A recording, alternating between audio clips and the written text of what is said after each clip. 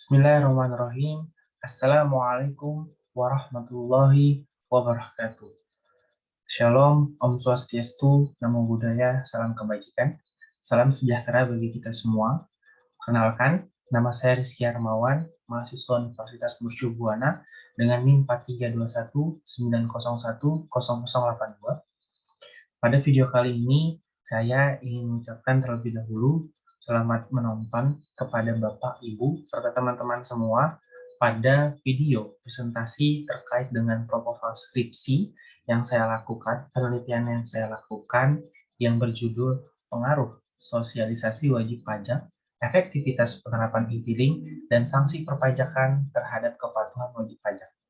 Studi empiris pada wajib pajak orang pribadi di Kecamatan Kramat Jati, Jakarta Timur, dengan dosen pembimbing Dr. Roni Adesto, MM.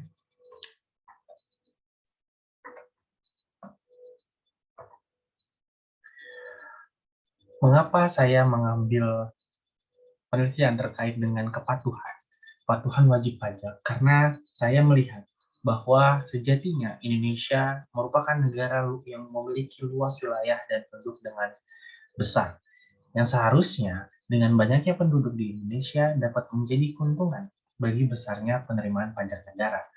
Namun sayangnya, pajak yang diterima oleh Indonesia belum mencapai target yang sudah ditentukan. Bisa kita lihat pada pelaporan SPT dari tahun 2016 sampai dengan tahun 2021, pelaporan SPT wajib pajak itu mengalami inkonsistensi yang dimana pada tahun 2016 pelaporan SPT dari 60,75% dari total wajib pajak yang menyampaikan SPT tahunan sebanyak 20,1 wajib pajak. Pada tahun 2017, SPT tahunan yang dilaporkan mengalami peningkatan sebesar 72,58%. Namun sayangnya, pada tahun 2018, rasio kepatuhan wajib pajak mengalami penurunan, yaitu menjadi 71,10%. Dan selanjutnya, pada tahun 2019 sampai dengan 2021, pelaporan SPT tahunan wajib pajak selalu mengalami peningkatan. Bahkan pada tahun 2021, pelaporan SPT tahunan mencapai target yang sudah ditentukan oleh DJP atau pemerintah, yaitu sebesar 84% atau total wajib pajak yang melapor sebanyak 15,97 juta. Di sini sama-sama kita lihat bahwa terjadi penurunan terkait dengan pelaporan SPT tahunan oleh wajib pajak. Yang dimana seharusnya hal ini tidak bisa kita biarkan atau tidak bisa kita diamkan saja. Karena pajak adalah salah satu sumber pendapatan terbesar bagi negara yang dimana harus kita maksimalkan serta kita optimalkan. Maka dari itu peneliti menarik terkait dengan kepatuhan wajib pajak. Pada penelitian kali ini, peneliti membawa 3 rumusan masalah, yaitu terkait dengan sosialisasi pajak apakah berpengaruh terhadap kepatuhan wajib pajak orang pribadi di KPP Pratama Kramat Jati. Yang kedua adalah, apakah penerapan e-filing berpengaruh terhadap kepatuhan wajib pajak orang pribadi di KPP Pratama Kramat Jati. Dan yang terakhir adalah, apakah sanksi pajak berpengaruh terhadap kepatuhan wajib pajak orang pribadi di KPP Pratama Kramat Jati.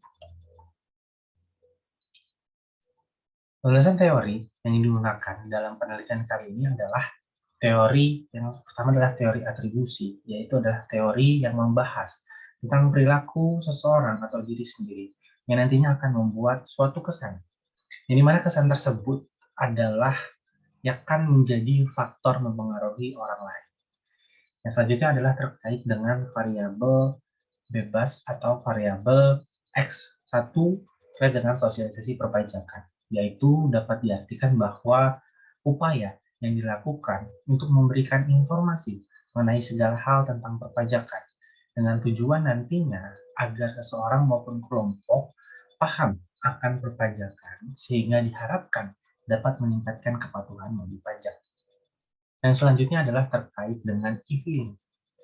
Menurut Sentanu dan Budiarta, e-filing adalah cara yang dilakukan untuk melaporkan SPT secara berkala atau SPT tahunan oleh orang pribadi atau badan yang dapat dilakukan secara online dan real time. Yang selanjutnya adalah terkait dengan sanksi pajak. Sanksi pajak merupakan sebuah pencegah agar peraturan perpajakan yang sudah dibuat tidak dilanggar. Adanya sanksi pajak juga berguna sebagai jaminan bahwa peraturan perpajakan dapat ditaati serta dipatuhi dengan baik. Menurut Amron, pada tahun 2018, adanya sanksi pajak diharapkan akan menjadi suatu pencegah agar wajib pajak takut apabila melanggar undang-undang perpajakan. Yang selanjutnya terkait dengan variabel Y atau variabel terikat pada penelitian yang saya lakukan, yaitu terkait dengan kepatuhan pajak.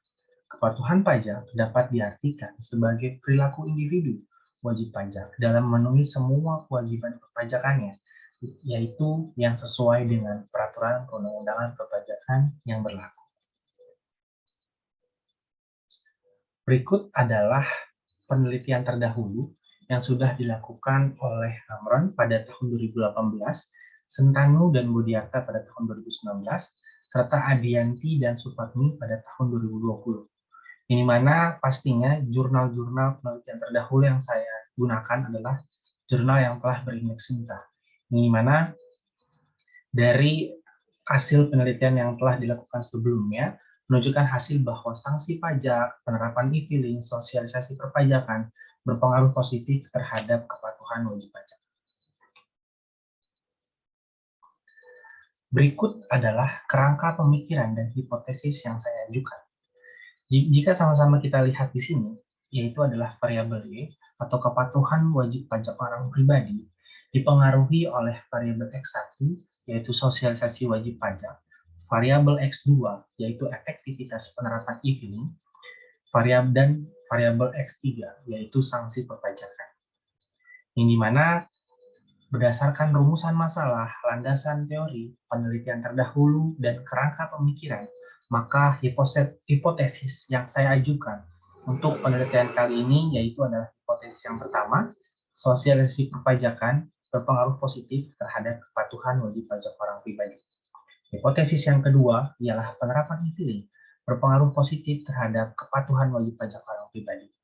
Dan terakhir adalah hipotesis yang ketiga, yaitu sanksi perpajakan berpengaruh positif terhadap kepatuhan wajib pajak orang pribadi. Berikut adalah desain penelitian yang saya gunakan pada penelitian kali ini, yaitu menggunakan desain penelitian kausalitas, yang dimana bertujuan untuk mengungkap permasalahan berupa sebab dan akibat, serta mengukur hubungan antar variabel penelitian dengan menggunakan pendekatan kuantitatif. Penelitian ini menggunakan desain penelitian untuk memberikan bukti secara empiris pengaruh sosialisasi wajib pajak, penerapan e-filing, dan sanksi pajak terhadap kepatuhan wajib pajak. Penelitian ini melalui penelitian lapangan atau field research dengan menggunakan survei terhadap responden.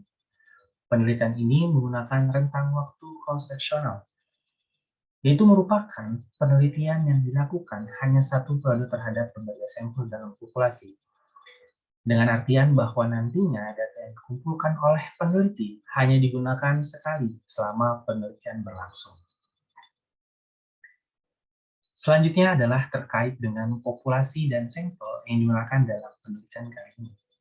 Populasi dalam penelitian ini adalah seluruh wajib pajak orang pribadi yang tercatat di KPP Pratama Kramat Jati, Jakarta Timur. Jumlah populasi dalam KPP Pratama Kramat Jati ialah sebanyak 126.825.000 wajib pajak orang pribadi. Pengambilan sampel dalam penelitian ini menggunakan metode sampling insidental. Sampling ini adalah teknik penentuan sampel berdasarkan kebetulan, yaitu nantinya siapa saja yang secara kebetulan bertemu dengan peneliti dapat digunakan sebagai sampel. Bila dipandang orang yang kebetulan ditemui itu cocok sebagai sumber data yang sudah ditentukan, menurut Sugiono pada tahun 2017. Untuk menentukan siapa saja sampel yang digunakan dalam penelitian kali ini, karena peneliti tidak menggunakan semua populasi yang ada pada KPP Pratama Kramat Jati dengan tujuan untuk menghemat waktu dan juga biaya, maka peneliti menggunakan rumus Lovin dengan tujuan untuk mengambil sampel yang digunakan untuk penelitian. Yang dimana jika kita lihat dalam rumus berikut, yang dimana adalah N kecil sama dengan sampel, sama dengan N besar, dengan yang dimasukkan dengan populasi, dibagi dalam kurung 1 ditambah N besar, E, yaitu taraf kesalahan atau nilai kritis yang dilakukan, yaitu dengan tingkat kepercayaan 90% atau nilai kritisnya itu 10%. Pangkat 2, tutup kurung. Dimana jika sama-sama kita hitung atau kita pertimbangkan dengan nilai kritis tersebut, dapat dilakukan perhitungan sebagai berikut dengan hasil sampel yaitu 99,92 wajib pajak. Namun peneliti bulatkan agar lebih mudah untuk perhitungannya dibulatkan menjadi 100 wajib pajak orang pribadi. Berikut adalah metode analisis data yang digunakan oleh peneliti. Jenis penelitian pada pengaruh sosialisasi wajib pajak, efektivitas penerapan e-filing, serta sanksi perpajakan terhadap kepatuhan wajib pajak orang pribadi menggunakan data primer. Data yang digunakan dalam penelitian ini yaitu dengan kriteria yang pertama adalah wajib pajak orang pribadi yang pastinya terdaftar di KPP Pratama Kerabat Jati dan menggunakan e-filing sebagai pelaporan SPT-nya. Dengan kriteria tersebut, peneliti menggunakan skala Likert untuk mengukur opini responden. Nantinya akan ada skor 5-1, yaitu dari sangat tidak setuju sampai sangat setuju. Teknik analisis data yang digunakan dalam penelitian ini ialah teknik analisis regresi linear berganda. Analisis ini digunakan dengan tujuan agar mempermudah dalam membahas dan mengolah data yang telah peneliti kumpulkan, serta nantinya menguji hipotesis yang sudah dibuat oleh peneliti. Alasan peneliti menggunakan teknis ini adalah dapat digunakan sebagai cara untuk mengetahui ada atau tidaknya pengaruh variabel bebas terhadap variabel terikat. Nantinya metode yang digunakan untuk melakukan penelitian ini adalah menyebarkan kuesioner atau survei kepada responden, yang nantinya kemudian hasil dari data tersebut dikumpulkan dan direkap ke dalam tabulasi data dengan bantuan program SPSS versi 25.0.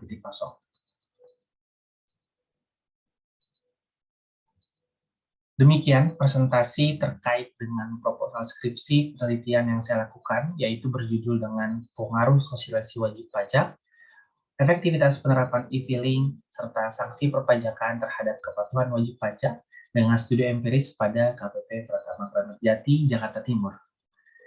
Saya mohon maaf apabila ada kesalahan ataupun perbuatan kata yang mungkin saya lakukan. Saya berharap bahwa penelitian ini bisa menjadi bermanfaat bagi para wajib pajak maupun pemerintah. Dan saya juga berharap nantinya akan ada saran ataupun masukan dari Bapak atau Ibu serta teman-teman semua menonton video ini. Dan mohon dimaafkan apabila terdapat banyak kekurangan. Wabillahi taufiq wal hidayah. Wassalamualaikum warahmatullahi wabarakatuh.